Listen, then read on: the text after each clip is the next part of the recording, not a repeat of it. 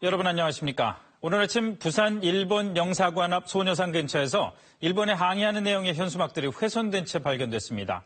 곧이어 시작된 우리에 대한 일본의 강경 외교 조치를 예고하는 듯했습니다.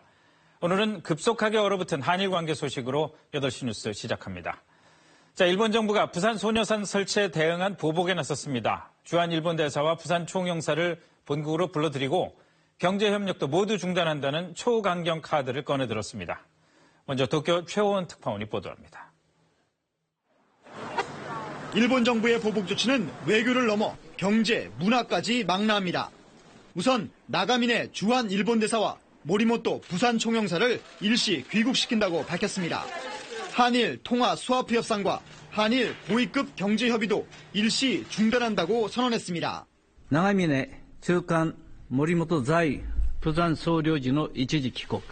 日韓ハイレベル経済協議の延期。 부산 총영사관 직원들의 한국 관련 행사 참석도 보류시키기로 했습니다. 일본 외무성의 주한 대사 귀국 조치는 2012년 이명박 당시 대통령의 독도 방문 이후 약 4년 반 만입니다.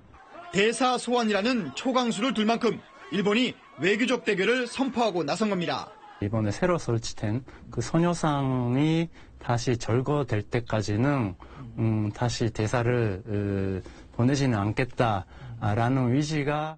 아베 일본 총리는 바이든 미국 부통령과의 전화통화에서 한일 위안부 합의에 역행하는 건 건설적이지 않다며 소녀상 철거를 우회적으로 압박하기도 했습니다.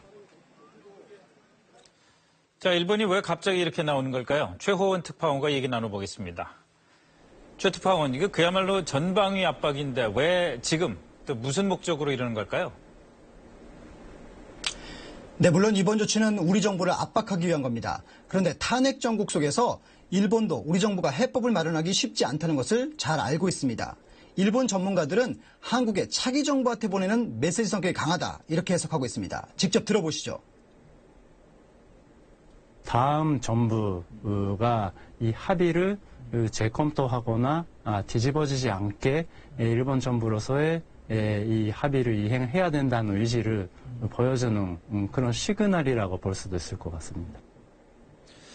아무래도 늘 그렇듯이 아베가 내부 단속을 위한 조치일 수도 있다고 생각을 할 수 있겠죠?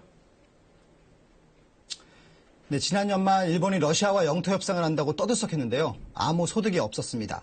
보수층의 실망이 클 수밖에 없습니다. 여기에 소녀상 문제가 겹친 겁니다. 일본 언론 스스로도 보수층을 달래려는 측면이 있다, 이렇게 설명하고 있습니다. 직접 들어보시죠. 一言で言いますとこちらです。面目が立たないということなんです。安倍総理は自らを支持する保守層の反発も覚悟して合意を決断しました。 결국 이번 조치는 한국에 보내는 메시지인 동시에 일본 보수층을 달래려는 양면책인 셈입니다. 지금까지 도쿄에서 전해드렸습니다.